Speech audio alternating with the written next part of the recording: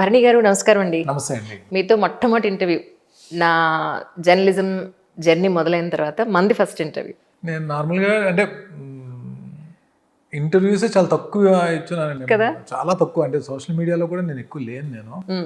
ఇప్పుడు మా వాళ్ళు కంపల్సరీ దీనికి బిగ్ బాస్కి వెళ్ళొచ్చాను కాబట్టి సోషల్ మీడియాలో ఉండాలని చెప్పి నన్ను తీసుకొచ్చారు ఇప్పుడు. బిగ్ బాస్ వచ్చిన తర్వాత బిగ్ బాస్ ఫ్యాన్ చూసే వాళ్ళందరికీ కూడా ద బెస్ట్ పర్సన్గా మీరు, ద బెస్ట్ ఫ్యామిలీ పర్సన్గా గుర్తించబడ్డారు. టు బి ఫ్రాంక్, నిజంగా అది మీరు నిజంగా చెప్తున్నారు అది. ట్రూ. అంటే దీనికి ముందు ఉన్న జర్నీలో మేము కొన్ని సినిమాలు, సీరియల్స్ ఇవన్నీ కూడా మేము ఉన్నాయి జర్నీలో. బట్ కానీ ఎప్పుడు ఎక్కడ కూడా పెద్దగా మీరు మీడియాలోకి వచ్చింది లేదు. మీడియా తక్కువ. కారణం అంటే ఏం చెప్తారు? సోషల్ మీడియా మీద నాకు అంటే గుడ్ ఒపీనియన్ లేదు, బ్యాడ్ ఒపీనియన్ ఏం లేదు. నార్మల్గా నేను అంటే కొంచెం ఎక్కువ నాకు అంటే మిమ్మల్ని మీరు ఎక్స్పోజ్ చేసుకోవడం తెలియదు, ఎక్స్పోజ్ చేసుకోవడం తెలియదు, దాని అవసరం కూడా తెలియదు నాకు. అంటే ఈ అవసరం ఉంది దానివల్ల కూడా నాకు తెలియదు నాకు. బట్ యాక్టింగ్ అంటే పిచ్చి కాబట్టి ఇంకా నాకు వచ్చిన క్యారెక్టర్స్ అంటూ చేసుకుంటూ వెళ్ళిపోయాను నేను. బట్ ఇప్పుడు సోషల్ మీడియా ఇంపార్టెన్స్ మా వాళ్ళు చెప్పడం వల్ల ఇప్పుడు నాకు తెలుస్తుంది. నేను వెళ్ళొచ్చిన తర్వాత ఫాలోవర్స్ని వీళ్ళందరినీ చూసుకుని చాలా మంది మెసేజ్ చేయడం అన్నీ చూసిన తర్వాత నాకు ఇప్పుడు సోషల్ మీడియా ఇంపార్టెన్స్ అనేది ఇప్పుడు తెలుస్తుంది నాకు. మీరు రావడానికి ముందు బయట ఇంకా ఫ్యాన్స్ చాలా మంది ఉన్నారు యాక్చువల్లీ. అయ్యో, మీరు కాసేపు లేట్ అయిందని కొంతమంది వాళ్ళ ఆఫీస్కి వెళ్ళిపోయారు. ఇది కమర్షియల్ బిల్డింగ్ కదా. సారీ చెప్పాను, చెప్పండి వాళ్ళకి సారీ చెప్పాను. లేదు యాక్చువల్లీ చెప్తున్నా, అంటే మీ ఫ్యాన్స్ ఇంతమంది ఉన్నారని నాకు కూడా తెలియదు. మీరు వస్తున్నారని చెప్పిన తర్వాత వాళ్ళందరూ రావడంతో నాకు అనిపించింది, అమ్మో ఉమెన్ ఫాలోయింగ్ ఇంత ఉందా. కానీ అంటే బేసికలీ యూఆర్ ఫ్రమ్ అండి? వైజాగ్. అంటే నేను పుట్టింది ఫాదర్ది పిఠాపురం, మదర్ది రామచంద్రపురం. అంటే ఈస్ట్ గోదావరిలో పుట్టాను. బట్ రామచంద్రపురం మా ఊరి పక్కనే. అవునా? Ravulapalem. Okay okay okay okay. So మీరు అసలు వెళ్ళలేదేమో అసలు అప్పటి నుంచి పెద్దగా. అందుకనే మా గోదావరి స్లాంగ్ కూడా రాలేదు. పెరిగినందు వైజాగ్ కాబట్టి ఇంకా వైజాగ్, చెన్నై, మళ్ళీ తర్వాత ఇంకా జాబ్ కూడా వైజాగ్. తర్వాత మీ ఇండస్ట్రీకి వచ్చిన తర్వాత ఇంకా 2003 నుంచి ఇంకా హైదరాబాద్లోనే ఉన్నాను. అంటే 2003 వచ్చిన తర్వాత నాకు చాలా ఒక ఆల్మోస్ట్ 60 సీరియల్స్ వరకు చేశానండి. అంటే చిన్న పెద్ద క్యారెక్టర్లు, మెయిన్ లీడ్స్ అన్ని క్యారెక్టర్స్ కలిపి. అంటే మధ్యలో మూవీస్ చేస్తున్నాను కానీ 2020 వరకు కూడా నేను కంటిన్యూస్గా టీవీలోనే ఉన్నాను నేను. అంటే సీరియల్స్లోనే ఉన్నాను నేను. బట్ తర్వాత నాకు 2020 తర్వాత టీవీస్కి నాకు అంత టైం ఇవ్వడానికి అవ్వలేదు. నాకు మూవీస్ ఏదైనా క్యారెక్టర్స్ లేదంటే వెబ్ సిరీస్లు దీంతో ఫోకస్ చేసుకుని వెళ్తున్నా. యాక్చువల్లీ సీజన్ 3కి కాల్ వచ్చినప్పుడు కూడా నేను టీవీస్లో బాగా బిజీ ఉన్నాను ఆ టైంలో. అంటే నేను ఒకవేళ బిగ్ బాస్కి వెళ్తే మళ్ళీ ప్రొడ్యూసర్స్ ఇబ్బంది పడతారని చెప్పి నేనే వెళ్ళలేదు సీజన్ 3కి. తర్వాత మళ్ళీ సీజన్ 4కి కాల్ వచ్చిన సేమ్ అదే మళ్ళీ ప్రాబ్లం. అంటే ఇప్పుడు 2-3-4 సీరియల్స్ ఒకేసారి చేస్తున్నప్పుడు ఏమవుతుందంటే నెలకి 20 రోజులు 20 to 25 డేస్ మనకు వర్క్ ఉన్నప్పుడు ఏమవుతుందంటే మనం వెళ్ళిపోయిన మెయిన్ లీడ్ క్యారెక్టర్ చేస్తున్నప్పుడు మనం కానీ వెళ్ళిపోయామంటే డిఫరెంట్ మొత్తం సబ్జెక్ట్ మొత్తం డిస్టర్బ్ అవుతుంది. సో ఆ కారణం చేతి వెళ్ళడానికి అవ్వలేదు. 2020 నుంచి నేను సీరియల్స్ చేయట్లేదు కాబట్టి మళ్ళీ మొన్న అప్రోచ్ అయ్యారు వీళ్ళు. సో నేను యాక్చువల్లీ నాకు ఫస్ట్ నుంచి కూడా అంటే ఏంటి, ఐ వాంట్ ఎక్స్పీరియన్స్ ఇట్. అది ఎలా ఉంటుంది ఏంటని ఒకసారి వెళ్ళి, అంటే ఉన్న రోజులు ఫోన్ లేకుండా, ఎవరితో కాంటాక్ట్ లేకుండా, ఒక తెలియని ప్లేస్లో, పరిచయం లేని వ్యక్తుల మధ్యలో భిన్న మనస్తత్వాల మధ్య జర్నీ ఎలా ఉంటుందో అక్కడ ఎక్స్పీరియన్స్ చేయాలనిపించి వెళ్ళాను నేను. బట్ ఐ డోంట్ నో, మీరు ఇప్పుడు అంటే మీరే కాదు, బయటకు వచ్చిన తర్వాత చాలామంది బాగా ఆడారు. అంటే నేను బాగా ఆడారు అనే మాట కన్నా నేను నాలా ఉండడానికి మ్యాక్సిమం ట్రై చేశానండి. నేను ఇంట్లో నా ఫ్రెండ్స్ తోటి ఎలా ఉంటానో అలా ఉండడానికి ట్రై చేశాను. అమ్మాయిలతో ఎలా ఉంటాను, వాళ్ళు నన్ను అన్న అని పిలిస్తే ఎలా ఉంటాను, వాళ్ళ నాన్న అని పిలిస్తే ఎలా ఉంటాను, ఫ్రెండ్షిప్కి వాల్యూ ఇచ్చి ఫ్రెండ్గా ట్రీట్ చేసి ఎలా ఉంటాను. ఒకవేళ నన్ను ఇబ్బంది పెట్టి నన్ను టార్గెట్ చేసి ఇంకా మ్యాక్సిమం పేషెన్స్ ఒకవేళ పేషెన్స్ కానీ పోతే ఎలా ఉంటాను అలాగే ఉన్నాను తప్ప నా వ్యక్తిత్వాన్ని అయితే మార్చుకోలేదండి. మీరు బయట ఎలా ఉంటారో అక్కడ అలాగే ఉన్నారు. Doesn't make a difference. కానీ అంటే బిగ్ బాస్లోకి వెళ్ళడానికి ముందు బిగ్ బాస్ గురించి మీరు ఏమైనా తెలుసుకున్నారా? అంటే ఎలాగే బిగ్ బాస్ నేనంటే కొన్ని అప్పుడప్పుడు ఏదైనా ఎపిసోడ్స్ చూడడం జరిగింది కానీ కంటిన్యూస్గా అయితే మాత్రం ఏ సీజన్ చూడలేదండి. కంటిన్యూస్గా ఏ సీజన్ చూడలేదు. బట్ నాకు ఇప్పుడు బిగ్ బాస్ నుంచి కొంత వెళ్ళి వచ్చిన తర్వాత ఆర్టిస్ట్గా కొంతమంది కెరీర్ ఎలా ఉంది ఇవన్నీ నాకు వాటి గురించి ఆలోచించి నేనేం డెసిషన్ తీసుకోలేదు. నేను ఐ వాంట్ ఎక్స్పీరియన్స్ ఇట్, ఎలా ఉంటుంది అని చెప్పి నేను చూడడానికి వెళ్ళాను. But it's good, really good. మీరంటూ నాకు మొట్టమొదటిసారిగా పరిచయం అయింది ఎప్పుడోనంటే మీది ఒక పవర్ లిఫ్టింగ్ ఒకటి గోల్డ్ మెడల్ ఒక చిన్న రీల్ లాంటిది చూసాను నేను. That was my first introduction మీ గురించి నాకు తెలిసింది. అనుకున్నా cheers boss your the athletes there అనుకున్నాను నేను. That is number 1. And number 2 as an ఆర్టిస్ట్గా మీరు నాకు తెలుసు యాక్చువల్గా. ఓకే. మూవీస్లో కూడా చాలా చేస్తున్నారు కదా. అంటే how do you maintain your fitness అండి? బేసిక్గా నేను ఈ జిమ్, కిక్ బాక్సింగ్ దీంట్లో అంటే కంప్లీట్గా దాంట్లోనే వెళ్ళిపోలేదు. టచ్ ఉంది. ప్లస్ ఇక్కడికి వచ్చిన తర్వాత మూవీస్లో మనకి యాక్షన్ సీన్స్ పడినప్పుడు మనం కంపల్సరీ మనకి ఫిట్నెస్ ఉంటే మనకి హెల్ప్ అవుతుంది. సో అంటే సీరియస్గా తీసుకుని అంటే మా ప్రాపర్ డైట్ తీసుకుని అయితే నేను చేయలేదు. అంటే చేస్తుండేవాడిని, వర్కౌట్స్ చేస్తుండేవాడిని, పవర్ లిఫ్టింగ్ కూడా చేస్తున్నాను కాబట్టి, పవర్ లిఫ్టింగ్ గోల్డ్ మెడల్ తీసుకున్నాను కాబట్టి కొంచెం నాకు దాని మీద అవగాహన ఉంది. టైం దొరికినప్పుడు చేసుకుంటూ వచ్చాను. కానీ ఒక లాస్ట్ 3 years నుంచి అయితే మాత్రం నేను కంప్లీట్ డైట్ అండ్ వర్కౌట్స్ మీద బాగా కూర్చున్నానండి. సో ఆ ఫిట్నెస్ దీనిలోకి వెళ్ళిపోయాను నేను. అది ఇప్పుడు నాకు ఈ నా అఖండ 2 చేసాను. దాంట్లో ఇంట్రడక్షన్ అది ఫైట్ చేసాం బాలయ్య గారితో. ఇప్పుడు నాకు ఆ ఫిట్నెస్ వాల్యూ తెలుస్తుంది. ఇప్పుడు నేను అక్కడ బిగ్ బాస్లో నేను ఆల్మోస్ట్ 91 days ఉన్నాను. 91 ఇప్పుడు అంటే నాకన్నా అందరూ చిన్నోళ్ళే. ఆల్మోస్ట్ 20 years గ్యాప్ ఉంది అందరికి నాకు. నేను ఒక ఇన్స్టాగ్రామ్ లో ఒక రీల్ చూసాను. వాళ్ళందరూ యంగ్స్టర్స్, మీరు పెద్దవాళ్ళు అంటే అది ఎందుకో నాకు నచ్చలే యాక్చువల్లీ. బాడీంగ్ అంటే నాగ్ సార్ కూడా వెళ్ళేటప్పుడు ఏంటంటే, నాగ్ సార్ నేను హౌస్ లోకి ఎంటర్ అవుతున్నప్పుడే నాగ్ సార్ ఏమన్నారంటే, భరణి మరి అందరు నువ్వు వెళ్తుంటే యంగ్స్టర్స్, ఆయన అనడమే యంగ్స్టర్స్ తో పోటీ పడడానికి వెళ్తున్నావు కదా, మరి నీ ఫిట్నెస్ ఒకసారి చెక్ చేద్దాం చెప్పి అప్పుడే స్టేజ్ మీద ఆయన ఒక చిన్న టాస్క్ పెట్టారు. డెమాన్ని పిలిచి, డెమాన్ని నన్ను పుషప్స్ చేయమంటే ఈక్వల్ 60 చేసాను. ఇంకా నేను చేస్తాను ఆపేశారు ఆయన. కాదు, బిగ్ బాస్ కావాల్సిన ఫిజికల్ ఫిట్నెస్, మెంటల్ ఫిట్నెస్ ఏం కాదు, రెండు కావాలి కదండి అక్కడ. అంతేనా? రెండు కావాలి. మీకు హౌస్ లో మాత్రం ఫిజికల్ ఫిట్నెస్ కావాలి, మెంటల్ ఫిట్నెస్ కావాలి. మీరు కొన్ని ఎపిసోడ్స్ లో నాకు అంటే మేజర్ టాస్క్ లో, ఫిజికల్ టాస్క్ లో చాలా గట్టి టఫ్ ఫైట్ అయింది నాకు డెమాన్కి. నేను రీఎంట్రీ ఇచ్చినప్పుడు అయితే నాకు ఒక టాస్క్లో రిబ్ ఇంజరీ కూడా అయింది. అది మళ్ళీ హీల్ అవడానికి మళ్ళీ హౌస్లోకి వెళ్ళింది. అది 3 weeksకి హీల్ అయింది. అలా నేను ఆ పెయిన్ తోటే నేను ట్రావెల్ అయ్యాను. అంటే ఏదో చేశానది కాదు, కానీ అక్కడ హౌస్లోకి వెళ్ళిన తర్వాత మన ఫిజికల్ కండిషన్ అంటే ఇది ఎలా ఉన్నా సరే మనకి అక్కడికి వెళ్ళిన తర్వాత టాస్క్లో ది బెస్ట్ ఇవ్వడానికి మనం మెంటల్గా ప్రిపేర్ అయ్యి వెళ్ళిపోతాం మనం. అది దెబ్బలు తగలేదా అంటే నేను ఒక్కనే కాదు కదా, అమ్మాయిలు కూడా అంతే ఈక్వల్గా ఆడతారు. అక్కడ జెండర్ డిఫరెన్స్ ఏం లేదు కదా, అమ్మాయి అబ్బాయి అయినా సరే టాస్క్లు ఆడాల్సిందే. సో ఫిట్నెస్ అనేది మాత్రం నాకు హెల్ప్ అయిందండి బిగ్ బాస్ హౌస్లో, డెఫినెట్గా దట్ ఐ కెన్ సే. కానీ ఆల్మోస్ట్ 3 నెలల పాటు ఇంట్లో వాళ్ళ యాక్సెప్టెన్స్ తీసుకుని వెళ్ళారా? యాక్చువల్లీ ఇంట్లో నేను అమ్మకు ఒక మాట చెప్పాను, అమ్మ సరే వెళ్ళు అని చెప్పాను. అది మా గురువుగారికి ఒక మాట చెప్పాను, ఆయన కూడా వెళ్ళవారిని. ఎవరు గురువు గారు? నాగబాబు గారు. అవును, తెలుసు, నేను మీ నీటి నుంచి విందామని. కానీ మీకోసం వచ్చారు కదా ఆయన, యాక్చువల్లీ మీ గురించి మాట్లాడడానికి. నా గురించి వచ్చారండి. ఏమంటే మీకు ఎలా పరిచయం? బిగ్ బాస్ నాకు 2013లో అండి, 2013 కాదు 2012లో ఆర్కా మీడియా, మన బాహుబలి ప్రొడ్యూసర్స్ ఆర్కా మీడియాకి ఒక టీవీ షోకి మున్నార్లో జరుగుతున్న షూట్, అక్కడికి వెళ్ళా. అక్కడ ఫస్ట్ పరిచయం సార్ది. మరి దాని తర్వాత పరిచయం మళ్ళీ నేను కలిసి ఆయన ప్రొడక్షన్ హౌస్లో ఒక ప్రాజెక్ట్ చేసాం. తెలియకుండా ఒక బ్రదర్హుడ్, అంటే లైక్ సొంత తమ్ముడిని చూసుకున్నట్టు చూసుకునేవారు. ఈ రోజుకి అలా చూసుకుంటారు. చాలా ట్రాన్స్పరెంట్ గా ఉంటారు మనిషి. నాకు కూడా మంచి పరిచయం సార్.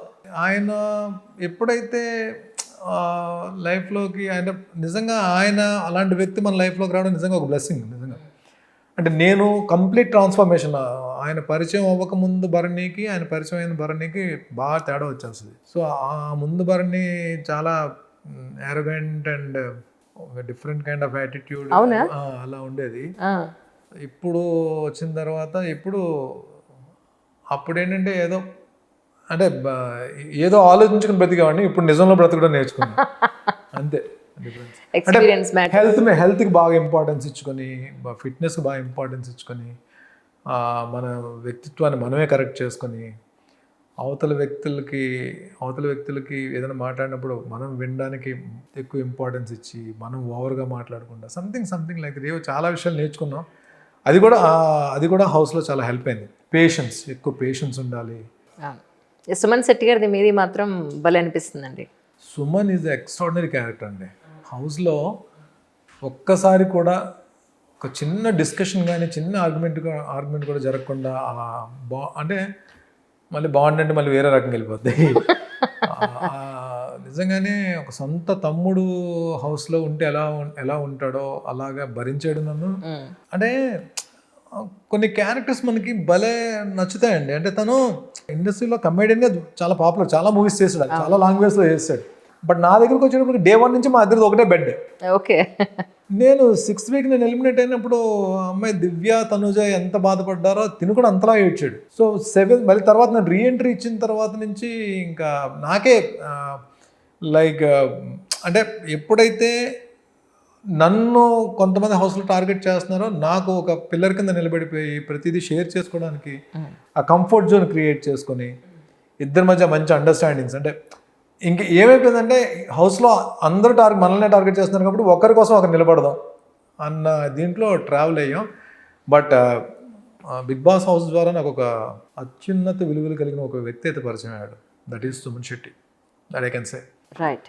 మంచి మానవత్వపు విలువలు ఉన్న వ్యక్తి అండి. అంటే మేబీ ఈజ్ బ్రాటప్ అలా పెరిగిన వాతావరణం ఏమో తెలియదు కానీ చాలా మంచి మనసు ఉన్న వ్యక్తి. అలాంటి ఫ్రెండ్ దొరికినందుకు చాలా హ్యాపీగా ఉన్నాను. అందుకని నేను మొన్న వీకెండ్ ఎపిసోడ్లో కూడా నేను అదే చెప్పాను. మా ఇద్దరి మీద ఒక స్పెషల్ సాంగ్ ఒకటి, స్పెషల్ ఏవి ఒకటి ఎవరి మధ్య ఏ ఇద్దరి మధ్య అలాంటిది సాంగ్ రాలే. Okay okay. అంత మంచి సాంగ్ వచ్చిందండి. రైట్. మీకు సీరియల్స్ కొత్త కాదు, సినిమాలు కొత్త కాదు, పవర్ లిఫ్టింగ్ కొత్త కాదు, కిక్ బాక్సింగ్ కానీ మీ ఫిట్నెస్ కానీ ఏమీ కొత్త కాదు. కానీ ఇప్పుడు బిగ్ బాస్ నుంచి బయటకు వచ్చిన తర్వాత వాట్ నెక్స్ట్ అంటే ఏం చెప్తారు? బిగ్ బాస్ నుంచి బయటకు వచ్చిన తర్వాత నాకు ఫస్ట్ చాలా హ్యాపీ అనిపించిన విషయం ఏంటంటే, అంటే నేను చూసాను మా వాళ్ళు కూడా ఇన్స్టాలో నాకు వచ్చిన రిప్లైస్ కానీ నాకు వచ్చిన మెసేజెస్ కానీ చూస్తుంటే చాలామంది అమ్మాయిలు అండి. అంటే మీలాంటి అన్న ఉంటే బాగుంటుంది మాకు కూడా, కొంతమంది పాపం ఫాదర్ లేని వాళ్ళు మీలాంటి ఫాదర్ ఉంటే బాగుంటుందని చెప్పి నేను ఇంత కనెక్ట్ అవుతారని చెప్పి నేను ఎక్స్పెక్ట్ చేయలేదు. వాళ్ళంతా ఓన్ చేసేసుకున్నారు. అంటే మేబీ నాకు సపోర్ట్ చేసిన వాళ్ళు అబ్బాయిలు ఉన్నారు, ఫ్రెండ్స్ ఉన్నారు, కానీ ఫ్యామిలీస్ ఇంత బాగా కనెక్ట్ అవుతారు, ఎస్పెషల్లీ అమ్మాయిలు ఇంత బాగా కనెక్ట్ అవుతారు, నన్ను అన్నగా ఓన్ చేసుకుంటారు. కొంతమంది మీలాంటి ఫాదర్ ఉంటే బాగుందని చెప్పి ఎంత ఓన్ చేసుకుంటారని చెప్పి నేను ఎక్స్పెక్ట్ చేయలేదు. నాకు కొన్ని మెసేజ్ చూస్తుంటే చాలామంది పాపం నేను ఫస్ట్ టైం ఎలిమినేట్ చాలా ఏడ్చారు, మొన్న ఎలిమినేట్ అయినప్పుడు కూడా చాలా ఏడ్చారు. అంటే గేమ్ ఏమాడేమో మనం ఏం చేసామని తీసి పక్కన పెడితే నేను బయటకు వచ్చిన తర్వాత 14th వీక్లో ఎలిమినేట్ అయిపోయి కప్పు సాధించలేకపోయానని చెప్పి బాధ మర్చిపెట్టేట్టు చేశారు వీళ్ళంతా, వీళ్ళ అభిమానంతో. కప్పునైతే సాధించలేకపోయాను కానీ ఇంతమంది అభిమానం నాకు వచ్చిందని చెప్పండి నాకు చాలా హ్యాపీ అనిపించిందండి. అసలు హ్యాట్స్ ఆఫ్. విన్నర్ అవుతారని అందరూ ఎక్స్పెక్ట్ చేశారండి టు బి ఫ్రాంక్. అంటే what was the main reason? రెండే ఉంటాయండి. ఒకటి గెలుపు, ఓటమి. సగం గెలుపు సగం ఓటమి ఉండదు, గెలుపు ఓటమి ఉంటుంది. మనం ఎందుకు ఓడిపోయావు అని చెప్పంటే కొన్ని వందల కారణాలు ఉంటాయి. ఏదర్ నువ్వు బాగా ఆడకపోవచ్చు, గెలిచినోడు బాగా ఆడి ఉండొచ్చు. నేను ఒకటే చెప్తాను, అంతే కదా. నేను ఒకటే చెప్తాను, డెఫినెట్గా నేను టాప్ 6లో బయటకు వచ్చాను, కానీ టాప్ 5 నుంచే వాళ్ళు వెళ్తారు. వాళ్ళు టాప్ 5లో వాళ్ళు ఉన్నారంటే వాళ్ళు నాకన్నా బాగా ఆడినట్టే కదా.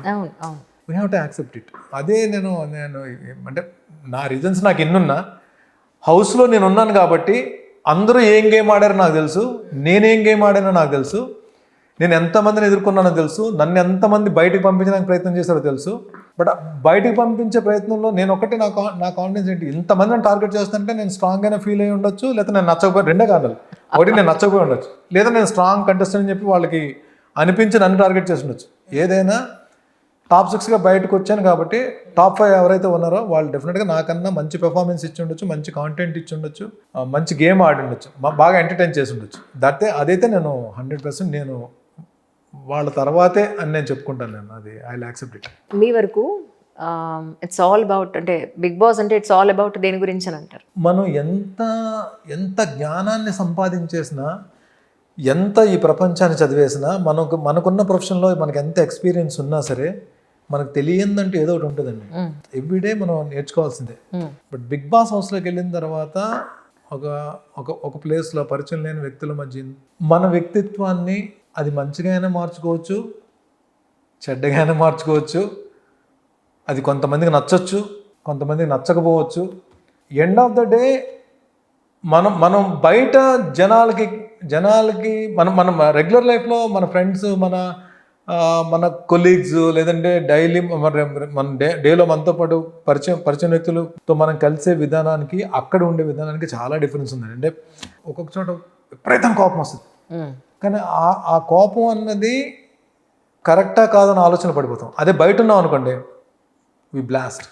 బట్ అక్కడికి వచ్చేటప్పటికి ఆ సిచ్యువేషన్కి తప్పదు. అంటే కొన్ని సిచ్యువేషన్లో మళ్ళీ కామ్గా ఉండిపోయినా కరెక్ట్ కాదు.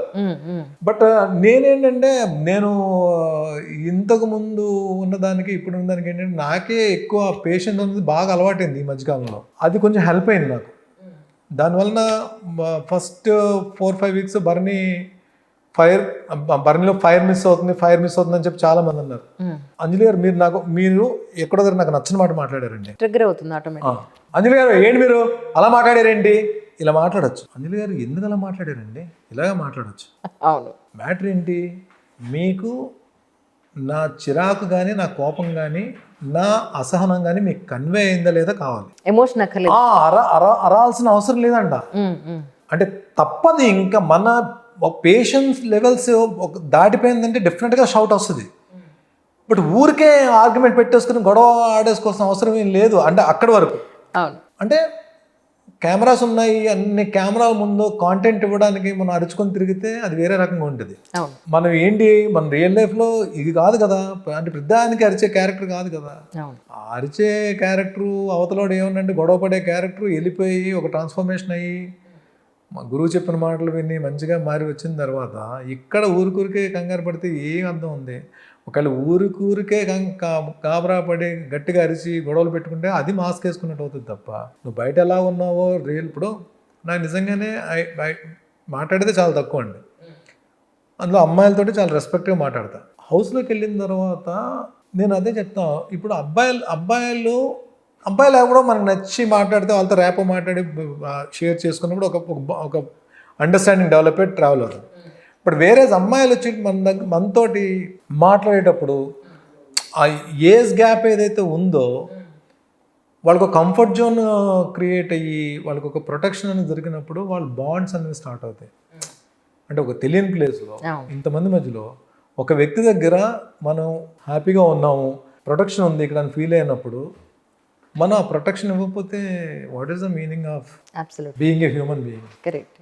అది జరిగింది నా విషయంలో. బట్ వేరే గేమ్ వరకు వచ్చేటప్పటికి రీఎంట్రీ తర్వాత నేను వాళ్ళ మీద అభిమానం ఉంది, ఎఫెక్షన్ ఉంది. ఎవరైతే నన్ను అభిమానించారో, ఎవరైతే నన్ను అంటే నేను ఏదైతే ఎఫెక్షన్ చూపించానో ఆ ఎఫెక్షన్ అటు నుంచి వచ్చిందో వాళ్ళతో ఆ ఎఫెక్షన్ మెయింటైన్ చేశాను. కానీ గేమ్ దగ్గరకు వచ్చేటప్పటికి పాయింట్స్ పెట్టాల్సిన చోట నాకు నచ్చిన పాయింట్స్ పెట్టేశాను. అంటే ఏదైతే హ్యూమర్ కామెడీ ఏదైతే ఉందో అది ఫస్ట్ ఉన్నప్పుడు మిస్ అయింది. తర్వాత నుంచి అది ఎప్పుడైతే నేను మెంటల్గా ఫ్రీ అయిపోయానో ఇంకా నేను అంటే బయటకు వచ్చేసి కామెడీ చేసుకుంటూ హాయిగా ప్రశాంతంగా 14th వీక్ వరకు ఎంజాయ్ చేస్తూ ఉన్నా. అదే హోస్ట్ సార్ అన్నారు, భరణి నీ కామెడీ యాంగిల్ కూడా ఇప్పుడు చూపించావు నువ్వు, బాగుంది అని చెప్పి అందరూ కూడా ఇప్పుడు ఆ మీమ్స్ అయ్యి స్టార్ట్ అయ్యాయి. కానీ మీరు సారీ చెప్పాల్సిన అవసరం వస్తుందని ఎక్స్పెక్ట్ చేశారా? యాక్చువల్లీ సారీ 2 సందర్భాల్లో చెప్పాను మీకు. అంటే మీరు చూస్తున్నారు, అదే నేను ఇన్స్టాలో ఒక రీల్ దాంట్లో మీరు అది ఎక్స్పెక్ట్ చేశారా అని అడుగుతున్నాను. అదే ఎక్స్పెక్ట్ చేయలేదు. 5th వీక్లో జరిగిన బెడ్ టాస్క్లో అమ్మాయిని శ్రీజాని తోయడం అనేది నా రిగ్రెట్ అండి. అది అంటే నాకు మీరు దాన్ని యాక్సెప్ట్ చేశారు. అదే నాకు చాలా సర్ప్రైజింగ్ అనిపించింది. 100% ఎవరి మిస్టేక్ వాళ్ళు ఒప్పుకోరండి పట్టానా. నేను వీకెండ్లోనే హోస్ట్ సార్ ముందు ఇంకా అడగలేదు, భరణి నీ వల్ల ఇది జరిగిందని చెప్పి అడగకముందే సార్ నా వల్ల 2 తప్పులు జరిగాయి సార్ అని చెప్పి నేను ముందే చెప్పేశాను. ఆ అమ్మాయికి ఎక్కడో నాకు మళ్ళీ అమ్మాయి అంత బాధపడి అమ్మాయి చాలా అమ్మాయి కోపంలో ఏదో అన్నది, నేను అది కూడా పెద్ద పట్టించుకోలేదు, అమ్మాయితో ఆర్గ్యూ కూడా చేయలేదు. తర్వాత మళ్ళీ రీఎంట్రీ అవుతున్నప్పుడు శ్రీజాకి నేను సారీ చెప్పాను. శ్రీజ అని చెప్పాను. మొన్న లాస్ట్ ఎపిసోడ్లో భరణి నీకు రిగ్రెట్ ఏదైనా ఉందని చెప్పంటే నా హౌస్లో ఒకటే రిగ్రెట్ శ్రీజాతో మళ్ళీ ఈ హౌస్ నుంచి మళ్ళీ సారీ చెప్తున్నాను తనకని చెప్పి నేను తనకు సారీ చెప్పాను. కొంచెం ఏదో బాగా తగ్గింది. అవును. అంటే ఎక్కడ మేల్ ఈగో మీరు నేను చూడలేదు. ఈగో ఎందుకండి? ఇప్పుడు అక్కడ మనకి తప్పు అనిపించినప్పుడు ఆ జెండర్ డిఫరెన్స్ కానీ ఏజ్ డిఫరెన్స్ కానీ మన చిన్నవాళ్ళకైనా సరే మనం సారీ అని చెప్తే వాళ్ళు సారీ యాక్సెప్ట్ చేసి వాళ్ళకి ఎంత బాగా తగ్గుతుందో తెలియదు, కానీ మనకైతే ఎక్కడ ఒక చిన్న సాటిస్ఫాక్షన్ ఉంటుంది. సరే ఓకే సారీ చెప్పాము, వాళ్ళు యాక్సెప్ట్ చేశారు అంటే జరిగిన తప్పుని ఎలాగ మనం తప్పుని మళ్ళీ వెనక్కి వెళ్ళి ఆ తప్పుని తుడిచేయలేం కాబట్టి సంథింగ్ ఏదో పాపం ఆ అమ్మాయి శ్రీజ కూడా ఆ ఇన్స్టాలో మళ్ళీ పోస్ట్ పెట్టింది భరణి గారు అంటే నేను సారీ చెప్పిన తర్వాత. I felt happy for that. కానీ భరణి గారు అనగానే ఫస్ట్ తనికెళ్ళ భరణి గారు గుర్తొస్తారు. ఆ తర్వాత భరణి గారు మీరే మళ్ళీ ఇండస్ట్రీలో అటు ఇటు చూసుకున్నా సరే మీరు నమ్మిన ఒక philosophy either personal life or professional life అంటే ఏం చెప్తారు? మనం ఏదైనా లైఫ్లో సాధించాలి అంటే అన్నిటికన్నా ముందు ఫస్ట్ ఉండాల్సిందే హెల్త్ అండి. మన హెల్త్ డిస్టర్బ్ అవ్వకుండా హెల్త్ కానీ పర్ఫెక్ట్గా ఉంటే మీరు రీచ్ అయ్యే గోల్స్లో ఫస్ట్ మాకు హెల్ప్ అయ్యేది హెల్తే. మన హెల్తే బాగోలేనప్పుడు దేన్ని మనం సాధించలేం. ఇది ఫస్ట్ ఫిలాసఫీ.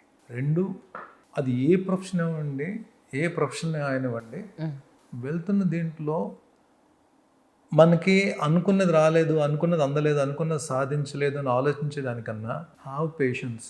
మిమ్మల్ని ఎవరితో ఎప్పుడు కంపేర్ చేసుకోవద్దు. Don't ever compare yourself with anyone. మీకు వచ్చిన అవకాశంలో బెస్ట్ చూడడానికి ట్రై చేస్తే వెళ్ళండి. మీకు వచ్చిన అవకాశాలని సద్వినియోగం చేసుకోండి, అవకాశాలని సృష్టించుకోండి. అవకాశం రాలేదని కూర్చోవద్దు. Create opportunities. అది వచ్చినప్పుడు try to give your best. ఎప్పుడు బెస్ట్ ఇవ్వగలరు? మెంటల్లీ ఫిజికల్లీ హెల్తీగా ఉంటేనే బెస్ట్ ఇవ్వగలరు. So focus on your mental and physical health always. ఇప్పుడున్న ఈ మెచ్యూరిటీ ఒక 10 ఏళ్ల క్రితమే నాకు ఉంటే నేను ఇంకొక నెక్స్ట్ లెవెల్లో ఉండేవాడిని అన్న ఒక పాయింట్ ఏదైనా మీరు గుర్తించిన పాయింట్ అంటే చెప్తారు? 100% అండి, 100%. ఇప్పుడు ఉన్న మెచ్యూరిటీ లెవెల్స్ కానీ ఇప్పుడున్న ఆలోచన విధానం ఒక 10 సంవత్సరాల ముందు ఉంటే నిజంగానే నేను చాలా మనీ అని చేసి ఉండేవాడిని. అంటే ఇప్పుడు నో రిగ్రెట్స్. మనీ విషయంలో నో రిగ్రెట్స్ అండి. మనీ విషయంలో నో రిగ్రెట్స్. ఇప్పటికైనా మనీ వాల్యూ కొంతమంది ఎవరైతే నన్ను విపరీతంగా అభిమానిస్తారో, కొంతమంది ఎవరైతే నన్ను విపరీతంగా ప్రేమిస్తారో వాళ్ళ వాల్యూ తెలుసుకుని ఇప్పుడు నేను ట్రావెల్ అవుతున్నా. అప్పుడు ఏంటంటే టేక్ ఇట్ గ్రాంటెడ్గా తీసేసుకునేవాడిని, ఇలాగే ఉండాలేమో అనుకునేవాడిని. అప్పుడు అలా కాదు, అందరికీ నచ్చేటట్టు ఉండాలని చెప్పి నా వ్యక్తిత్వం నేను మార్చుకోలేదు, బట్ అది తెలియకుండానే ట్రాన్స్ఫార్మ్ అయింది. ఇప్పుడు ఎందుకో నచ్చుతున్నాను అందరికీ. జనరల్గా నా ఇంటర్వ్యూ ఒక బయోగ్రఫీలో ఉంటుందండి, స్టార్టింగ్ నుంచి ఎండింగ్ వరకు. అది 2 గంటలైనా 3 గంటలైనా డెఫినెట్గా అది గెస్ట్కి ముందే చెప్పి అది పూర్తి ఇన్ఫర్మేషన్ యాజ్ ఆన్ టుడే వరకు ఇంకెవ్వరూ ఇన్ఫర్మేషన్ ఇవ్వడానికి ఏం ఉండకూడదు ఇంకా, అలా ఉంటుంది నా ఇంటర్వ్యూ. బట్ అన్ఫార్చునేట్లీ మీది అసలు జర్నీ ఎక్కడ నేను తీసుకోవడానికి అవ్వట్లేదు. టు బి ఫ్రాంక్, మీరు నాకు ఒక మాట ఇవ్వాలి ఈరోజు. చెప్పండి. మళ్ళీ ఇంకొకసారి మీ పర్సనల్ ఇంటర్వ్యూ నాకు ఇస్తానని మాట ఇవ్వాలి. షూర్, తప్పకుండా. ఇక్కడ హైదరాబాద్లో ఉంటున్నారా? హైదరాబాద్లో ఉంటున్నాను. హైదరాబాద్లో ఉంటున్నారు. ఇప్పుడు తెలుగు ఇండస్ట్రీకి లైసెన్స్ ఆఫీసర్ కాబట్టి నాకు వర్క్ ఎక్కడ ఉంటుంది అక్కడ ఉంటుంది. ఎప్పుడైనా నాకు అఫీషియల్ వర్క్ పడిందంటే నేను విజయవాడ వెళ్తున్నా. రైట్. ఒకవేళ ఫిల్మ్ ఇండస్ట్రీ నుంచి మీ వర్క్లో ఇది మీడియాకి ఖచ్చితంగా ప్రజలకు అందజేయాల్సిన విషయం అని మీకు ఎప్పుడైనా అనిపిస్తే please message me. So we're here to serve you 100%. తప్పకుండా అండి. ఈరోజు మీరు ఈ స్థాయిలో ఉండడానికి అది ఫైనాన్షియల్గా అయినా, ప్రొఫెషనల్గా అయినా, పర్సనల్గా అయినా, ఆరోగ్యపరంగా అయినా మీరు ఎవరికి థ్యాంక్స్ చెప్పుకోవాలనుకుంటున్నారు? అది సెకండ్ థాట్ లేదు. Seriously why? బికాజ్ అదే చెప్పాను, అలాంటి వ్యక్తులు మన లైఫ్లో దొరకడం నా బ్లెస్సింగ్ అనే చెప్తాను. అంటే ఏం చేశారు ఆయన మీకు? ఏ సపోర్ట్ ఇచ్చారు? ఏం లేదండి, మనిషిగా పుట్టినందుకు మనం దేనికి ప్రయారిటీ ఇవ్వాలి, దేని గురించి ఎక్కువ ఆలోచించకూడదు, దేని గురించి ఎక్కువ ఆలోచించాలి, ఈ డిఫరెన్స్ నేర్పించారు మనకు. మనం ప్రయారిటీ ఏం లేదు. ఆయన ఏమంటారంటే ఈ బాడీని మనం బతికున్నంత కాలం దీన్ని జాగ్రత్తగా చూసుకునే బాధ్యత మనది. దీన్ని బాధ పెట్టే రైట్స్ మనకు లేవు. సో ఏవైతే ఇంతకాలం మనం ఏవైతే బ్యాడ్ హ్యాబిట్స్ అవి ఉన్నాయో పక్కన పెట్టేసి ఇప్పుడు ఒక మంచి హెల్దీ లైఫ్ కానీ మెంటల్లీ ఫిజికల్లీ హెల్దీ లైఫ్ మనం అలవాటు పరుచుకుందాం. అదేనే కాదు, చాలా వ్యక్తిత్వంలో మార్పులు వచ్చాయి, మాట్లాడే విధానంలో మార్పులు వచ్చాయి. ఆయన అన్నీ చెప్పలేదు, కొన్ని ఆయన చూసి అడాప్ట్ చేసుకున్నాము, కొన్ని ఆయన ఎలా ఉంటే బాగుంటుందని చెప్పి అవి విన్నాము. సో రిజల్ట్స్ అయితే కనబడ్డాయి, 100% రిజల్ట్స్ అయితే కనబడ్డాయి. Thank you so much once again. నేను బట్ ఫుల్ ఫ్లెడ్జ్డ్గా తీసుకోలేకపోతున్నాను అన్ఫార్చునేట్లీ, మీ టైం నా టైం సెట్ అవ్వకపోవడం వల్ల. ప్రామిస్ చేయాలి మరి 100%. నిజంగా. మనం ఒకసారి ఇద్దాం కదా, అదే సినిమాలో చెప్పినట్టు ఒట్టు. ఒట్టు నిజంగా రైట్ అంటే థ్యాంక్ యూ సో మచ్ మనం ఒకసారి కరెక్ట్ పక్కా ప్లాన్ చేద్దామండి. ఎస్ సార్ ఇది ఓన్లీ జస్ట్ అబౌట్ మీరు బిగ్ బాస్ నుంచి బయటకు వచ్చిన సందర్భంగా తీసుకున్నామని మీరు ఫిక్స్ అవ్వండి. But we need one more interview just your మనం ఎప్పుడు అంటే మనం జాన్లో పెట్టుకుందాం. యా జాన్లో ఎందుకు పెట్టుకుందాం అంటే నేను ఇప్పుడు చేయబోయే ప్రాజెక్ట్స్ అన్నిటి కూడా ఒక ఐడియా వచ్చేస్తుంది నాకు కన్ఫర్మేషన్ వచ్చిన తర్వాత. That's so nice. అప్పుడు ఆ ప్రాజెక్ట్స్ గురించి కూడా డెఫినెట్లీ ఇప్పుడైనా చిన్న హింట్ ఇస్తారా అప్కమింగ్ ప్రాజెక్ట్స్ ఏమున్నాయి అనేది? అక్కడ టు మాస్ జాతర తర్వాత ఇప్పుడు నాకు రిలీజ్ కొన్న మూవీ విశ్వంబర చిరంజీవి గారిది. బట్ నేను కమిటీ ప్రాజెక్ట్స్ నేను డేట్స్ తీసుకోకుండా నేను అది అనౌన్స్ చేయకూడదు. డేట్స్ తీసుకున్నాను నేను. Thank you sir.